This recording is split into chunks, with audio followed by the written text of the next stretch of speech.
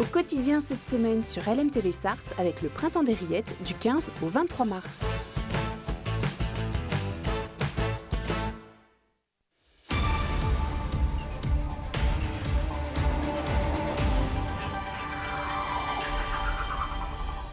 Votre rendez-vous avec l'actu locale en Sarthe tous les soirs sur LMTV avec à la présentation ce soir Alexandre Ferrer. Bonsoir Alexandre. Bonsoir Anthony Piton, bonsoir à toutes et à tous. Ce soir, on parle d'une compétition un peu spéciale avec votre invité. À l'occasion de la 13e édition des 24 heures du code prévue ce samedi, une course d'endurance d'informaticiens, nous accueillons Alexis Malabry, chef de projet numérique au sein de la Ruche Numérique et organisateur de l'événement. Et puis du numérique encore dans la suite. Oui, et cette fois-ci, avant de faire une compétition d'endurance, il faut pouvoir se mettre à niveau. Dans cette deuxième partie, nous nous intéresserons à des cours contre l'exclusion numérique proposés par le département. Pour en parler, nous serons avec Franck Serroul, directeur des systèmes d'information et du numérique du conseil départemental. Mais tout de suite, place à l'actu.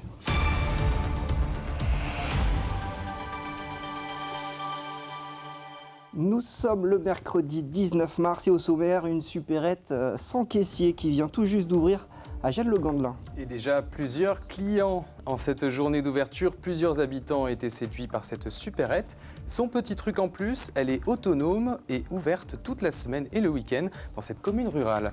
Et puis à l'occasion de la journée nationale du sport et du handicap, plusieurs activités handisport ont été proposées place des Jacobins, découvertes à la fin de cette édition.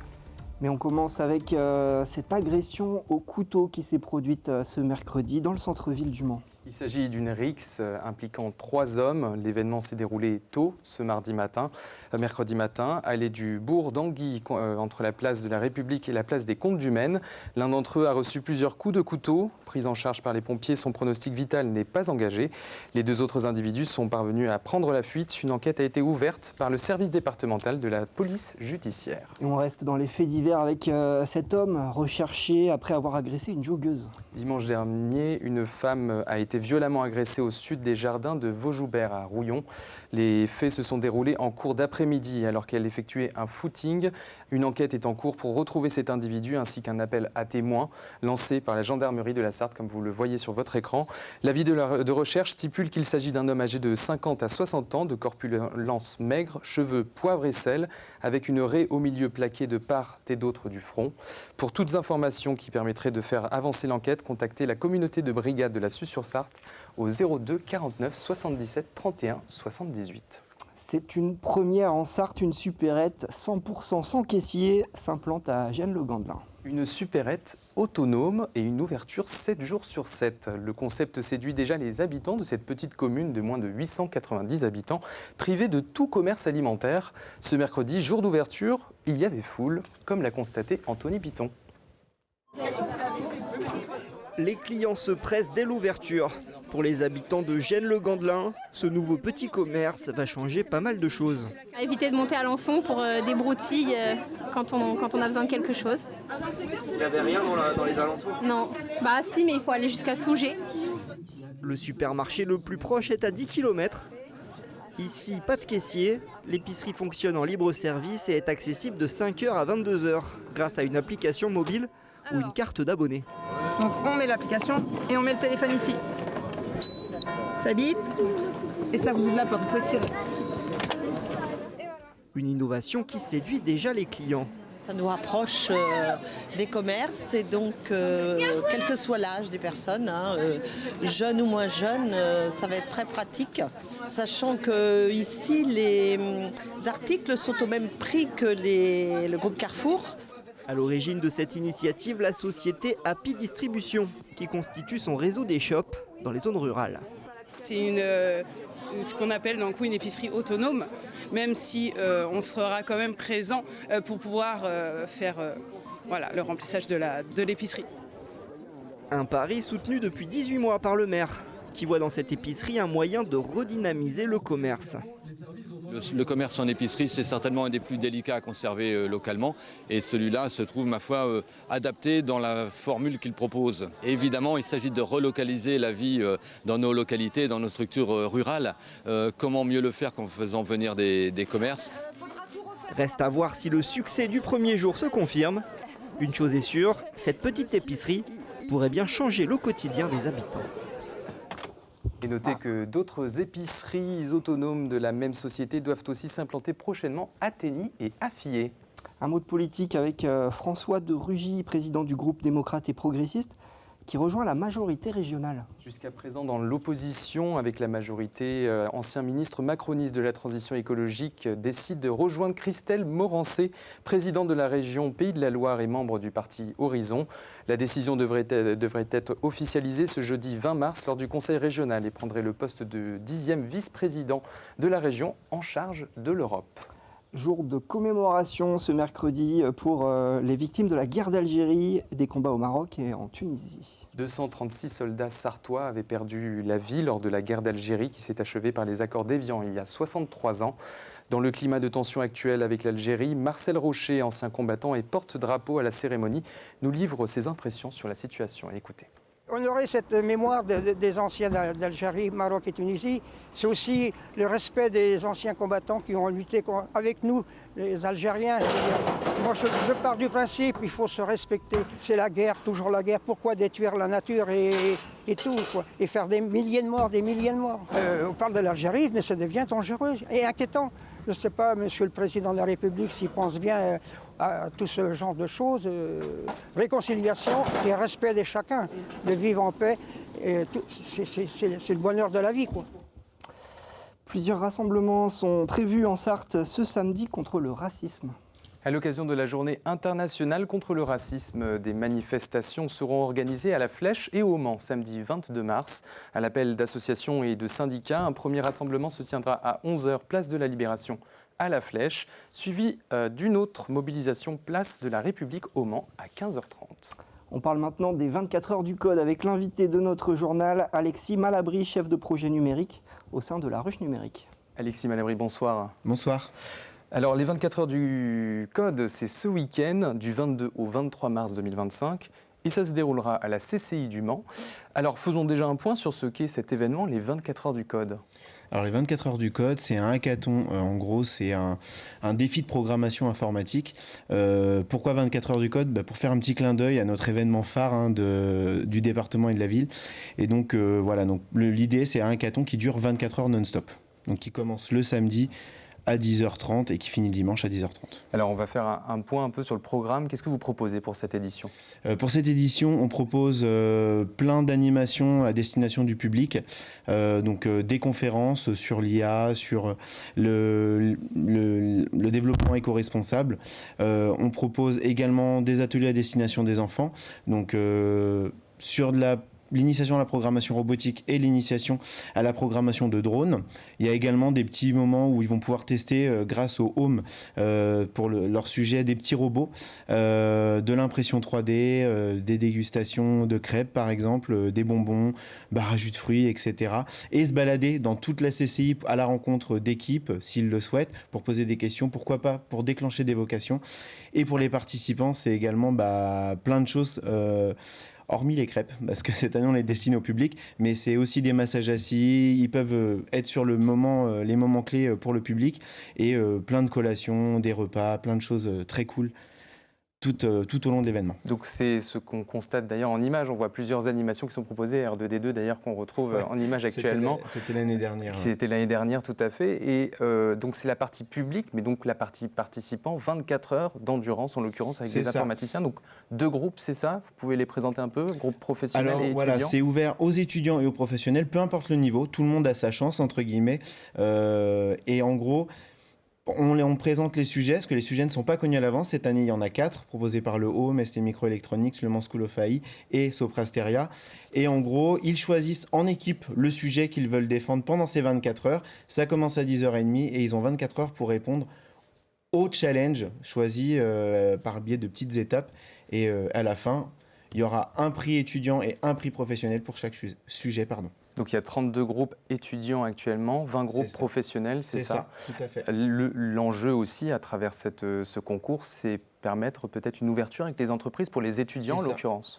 Ouais, pour les étudiants, c'est à la fois aussi mettre en valeur l'offre de formation pour leur poursuite d'études s'ils le souhaitent, mais aussi pour déclencher aussi des affinités ou des synergies pour une future alternance ou pour un premier job ou un futur job. Et pour les pros, c'est pareil, ça peut les aider dans une recherche de changement ou l'ouverture des possibles. Ouais. Les conférences que vous proposez, donc vous dites que c'est une conférence sur l'intelligence artificielle et l'éco-conception. Pourquoi ces thématiques choisies cette année ? L'intelligence artificielle, parce que c'est au cœur de la société, c'est le sujet du moment, entre guillemets. Hein. Donc c'est présenté par Pierre, qui est fondateur de Pléiade et qui est un des porteurs de sujets. Et pourquoi l'éco-conception ? Eh bien parce que faire du développement aujourd'hui, c'est super, mais si on le fait de manière plus responsable, c'est mieux. Donc Sopra Steria nous propose aussi également de faire du développement plus responsable ce samedi après-midi. Pour en savoir plus sur l'événement, vous pouvez vous rendre donc sur leur site internet les24heuresducode.fr. Merci Alexis Malabry, Merci. chef de projet numérique à La Ruche Numérique, d'être venu nous en parler. Merci beaucoup. Et on parle maintenant d'un événement au Mans pour la Journée nationale du sport et du handicap. Et place des Jacobins, des étudiants de la filière STAPS, avec le soutien d'associations, présentent différentes activités adaptées. Le but, promouvoir l'inclusion par le sport, découverte dans ce reportage de Colin Ancel. Volley assis, basket fauteuil, c'est 6 foot. Ce mercredi au Mans, on prône l'inclusion par le sport. Grâce au JO, ça a pas mal démocratisé un peu ça. Il y a de plus en plus de visibilité. Donc là, aujourd'hui, c'est vraiment de faire de la sensibilisation et de montrer aux personnes en situation de handicap qu'il existe également des sports adaptés. Faire du sport, c'est possible. Nous, on a eu l'occasion aussi en STAPS de faire du basket fauteuil, par exemple. Et en fait, on est valide, donc on a nos jambes, mais on se met dans notre fauteuil et on fait. Et en fait, finalement, on est à égalité avec une personne en situation de handicap. Le but, c'est de mélanger tout le monde. L'inclusion, c'est ça. Les jeunes enfants présents s'essayent sans jugement. Vu que je fais déjà du basket, je trouve que essayer les deux, ça faisait du bien. Et le foot, je l'aime pas personnellement, mais avec les yeux bandés, c'est plus intéressant. Montrer aussi aux personnes en situation de handicap qu'il est possible de pratiquer des activités avec des valides qui assimilent leurs difficultés. En tant qu'handicapé, c'est un peu plus dur. Voilà, parce que moi je faisais beaucoup de sport. C'est vrai que ça m'arrête un peu, quoi. C'est bien, des gens qui sont handicapés, qui essayent ça, ils se rendent compte quand même que c'est pas facile, hein. Surtout le foot, hein. Si foot, j'ai essayé, c'est pas évident. A l'inverse, certaines personnes en situation de handicap concourent auprès de valides. Il y a quelques semaines, aux Atlantides, Claire Malbosse est devenue championne de France sur le 100 mètres catenage et vice-championne sur le 50 mètres brasse, aux côtés des valides. C'est ça l'important, c'est qu'une activité soit faisable en oubliant le handicap. Et la natation, pour ça, c'est merveilleux, hein. L'eau, c'est sans le fauteuil. Parce que c'est important qu'on arrive à montrer à toutes les personnes handicapées qu'on peut faire un sport et aux personnes valides qu'on peut partager une activité physique avec des personnes qui ont un handicap. Entre partage, cohésion et humanité, voilà le rôle du sport dans notre société. Une idée de sortie maintenant avec une exposition place des Comptes du Maine dans le bâtiment de l'association culturelle et sportive des agents communautaires du CCAS. C'est l'artiste Damien Brière ou Mechto Customart qui expose sur différents supports. L'exposition s'appelle Urbain et unique et elle est proposée jusqu'au 27 mars. Comme vous pouvez voir sur les images, les différents supports utilisés pour cette exposition. Notez aussi que cette exposition est consacrée au travail du photographe amateur Frédéric Demeyer. Est aussi consacré à lui dans un petit coin de cette exposition. Et puis le retour de la Gratiféria, une brocante 100% gratuite au Mans. Vous souhaitez chiner, trouver une pépite utile, peut-être la trouverez-vous gratuitement lors d'une brocante samedi prochain. De la même manière, il est possible de venir déposer des objets, accessoires, vêtements, livres dont vous souhaitez vous débarrasser. Le concept, faire fonctionner une économie circulaire gratuitement. La prochaine Graffiteria a lieu au 81 rue Nationale au Mans, samedi 22 mars de 10h à 17h. Voilà, c'est la fin de cette première partie d'Au Quotidien, mais restez avec nous. Au Quotidien revient dans quelques minutes, juste après la pub et la météo. On sera avec Franck Seroul, directeur des systèmes d'information et du numérique du Conseil départemental de la Sarthe. A tout de suite.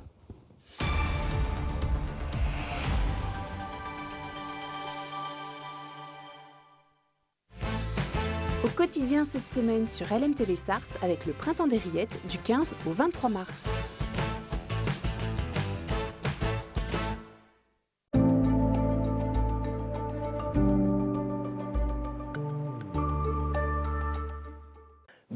Bonsoir messieurs, dames, ravi de vous retrouver pour ce nouveau bulletin météo. Merci d'avoir choisi LMTV Sarthe pour passer ce mercredi soir ensemble et j'espère que vous avez passé une bonne journée en notre compagnie. Alors pour votre soirée et un petit peu à l'image de cet après-midi et de ces derniers jours, on continue de profiter de cet anticyclone qui continue de nous protéger et c'est lui qui va encore rejeter des perturbations en dehors du territoire. D'ailleurs, à l'image de cette carte, un ciel plutôt bien dégagé, parfait si vous avez envie de regarder les étoiles.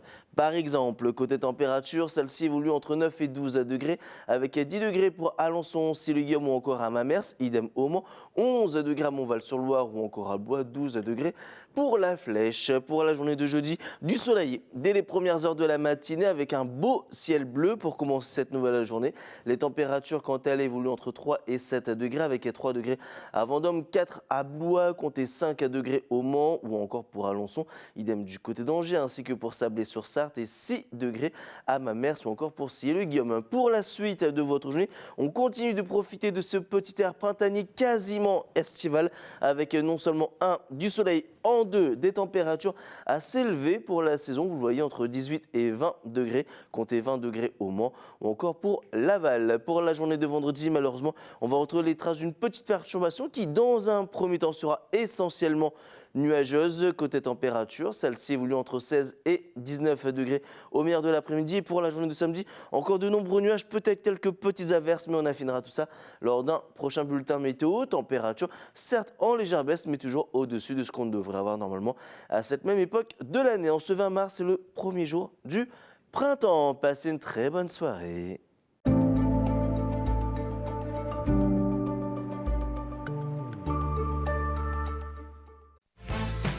Au quotidien cette semaine sur LMTV Sarthe avec le Printemps des Rillettes du 15 au 23 mars.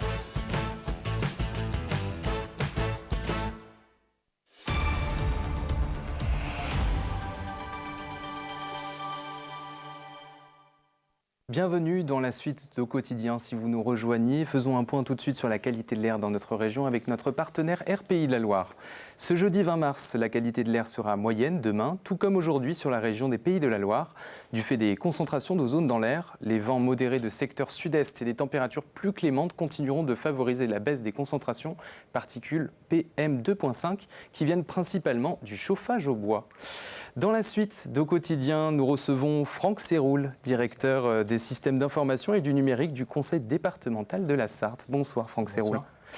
Vous participez à une action initiée par le Conseil départemental depuis 2021, lutter contre la fracture numérique en Sarthe en permettant un meilleur accès aux outils numériques. Que proposez-vous pour concrètement ? Alors concrètement, c'est une équipe de conseillers numériques, 16 conseillers numériques qui sillonnent le territoire, 15 conseillers numériques qui sont en territoire rattachés finalement aux communautés de communes et aux communes, et un conseiller numérique coordinateur.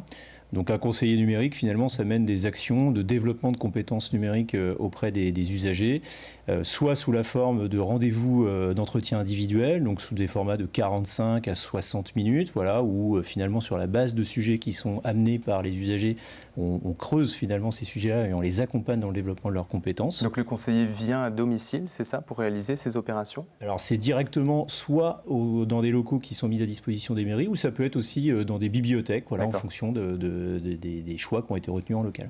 D'accord. Vous proposez aussi des sessions thématiques en groupe, en l'occurrence, c'est ça ? C'est ça, des ateliers collectifs. Alors collectif, c'est 8-10 personnes, c'est-à-dire on garde la logique des petits groupes. Petits groupes, effectivement, sur la base de thématiques, soit qui sont proposés finalement par les usagers, soit qu'on propose nous dans une programmation finalement qui est installée en territoire. Alors on parle aussi de l'électronisme. Il s'agit de la difficulté, voire de l'incapacité que rencontre une personne à utiliser des outils numériques. Ça concerne encore beaucoup de monde en Sarthe ? Oui, alors c'est même le point de départ de l'aventure de 2021, vous y faisiez référence tout à l'heure. Donc en 2021, on a la parution d'un certain nombre d'études de l'INSEE, l'électronisme. En Sarthe, c'est à peu près 75 000 personnes, c'est un peu plus de 16% de la population. Ouais. La moyenne française, par exemple, est à 17%. Donc l'objectif, effectivement, c'est d'accompagner le développement des compétences numériques et de résorber ou de limiter cet électronisme. Alors on constate au niveau des tranches d'âge que ça concerne plutôt une tranche d'âge, ça concerne plusieurs tranches d'âge en l'occurrence qui sont concernées par cette situation ? plusieurs tranches d'âge. On traite l'ensemble finalement des tranches d'âge possibles. Après, ce qu'on note, c'est que les plus de 60 ans représentent 50% du public qui fréquente les conseillers numériques. Mais on mène aussi des actions spécifiques, d'ailleurs en adaptant les horaires de ces ateliers qu'on évoquait à l'instant pour finalement prendre des actifs. Et puis on mène aussi des actions en lien avec les collèges. Les collèges, effectivement, qui est une mission type, on va dire, du département de la Sarthe, pour faire de la prévention aux écrans ou pour mener tel ou tel atelier thématique. Alors vous citiez 16 conseillers, c'est ça, dans le département. Comment ça se déroule? Est-ce qu'il y a des conseillers qui sont présents, en l'occurrence au niveau de la métropole du Mans, et d'autres qui sont déployés en Sarthe? Comment ça se... Voilà, alors il y a deux dispositifs qui coexistent sur le département sarthois. Il y a un dispositif qui est piloté par Le Mans Métropole avec une équipe de conseillers numériques propres, et puis une équipe de conseillers numériques pilotée par le département qui, elle, couvre le reste du territoire sarthois. On bénéficie d'un partenariat qui est bien maintenant ancien, depuis 2021, vous y faisiez référence, avec les communautés de communes.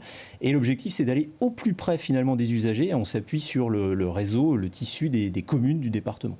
Alors, ça me semblait important de le mentionner, c'est l'un des sujets les plus délicats concernant le numérique, c'est la sécurité aujourd'hui, en l'occurrence la gestion des mots de passe. Quels conseils pouvez-vous donner pour éviter une tentative de piratage, en l'occurrence de nos données informatiques aux téléspectateurs et téléspectatrices, et à moi-même aussi d'ailleurs? Alors c'est un sujet qui est très souvent demandé dans nos ateliers collectifs ou nos ateliers individuels. Alors déjà, premier conseil, d'utiliser un mot de passe qui soit suffisamment robuste. Alors c'est un terme qui aujourd'hui maintenant est assez grand public, suffisamment robuste, c'est-à-dire une chaîne de caractères, suffisamment de caractères, où on combine des caractères, des lettres, des chiffres ou des caractères spéciaux. C'est le premier élément. Deuxième élément, de ne pas réutiliser toujours le même mot de passe. C'est aussi la tentation en se disant finalement, ça sera plus simple. Le piège, il est là, c'est qu'en utilisant le même mot de passe et en faisant pirater finalement ce mot de passe, on prend un risque. C'est celui finalement de se voir pirater l'ensemble des comptes qui sont associés. Alors, il y a aussi donc, la gestion de la sécurité. Ça concerne aussi, par exemple, des fraudes faites, par exemple, sur Internet, des fraudes publicitaires. Comment décerner aujourd'hui, en plus avec l'intelligence artificielle, le vrai du faux, en l'occurrence sur notre banque qui n'est pas notre banque, par exemple, qui nous envoie un mail pour décerner si c'est vrai ou faux. Est-ce que vous donnez aussi des conseils à ce sujet, par exemple ? Tout à fait. C'est un sujet c'est véritablement un des sujets du top 5 des sujets qui sont utilisés, enfin qui sont déroulés avec les usagers. Donc là, après, il y a des conseils pratiques. Finalement, toujours regarder l'expéditeur du mail. C'est des choses qui sont finalement assez basiques dans le quotidien, mais toujours regarder l'expéditeur du mail, toujours vérifier effectivement que c'est bien l'identité de quelqu'un qu'on connaît, voilà, de manière très simple. Et puis, ne pas hésiter aussi, alors vous faisiez référence à la banque, ne pas hésiter aussi à solliciter sa banque quand on a un doute, de manière très simple, en les appelant. Voilà, en les appelant. Directement se rendre en agence, c'est toujours possible aujourd'hui. Pour vérifier si ce mail est finalement un vrai mail ou un faux mail.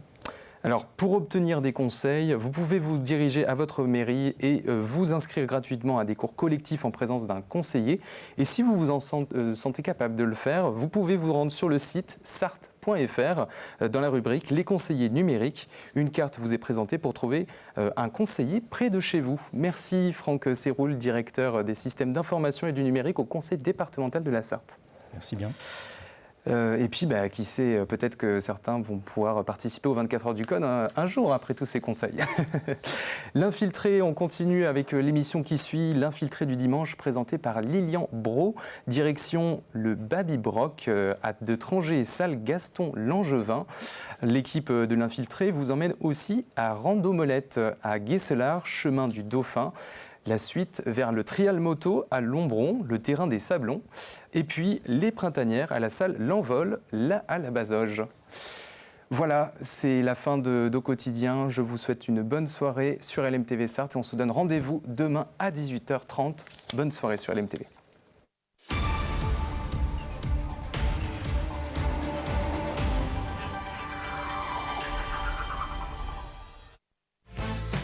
Au quotidien cette semaine sur LMTV Sarthe avec le Printemps des Rillettes du 15 au 23 mars.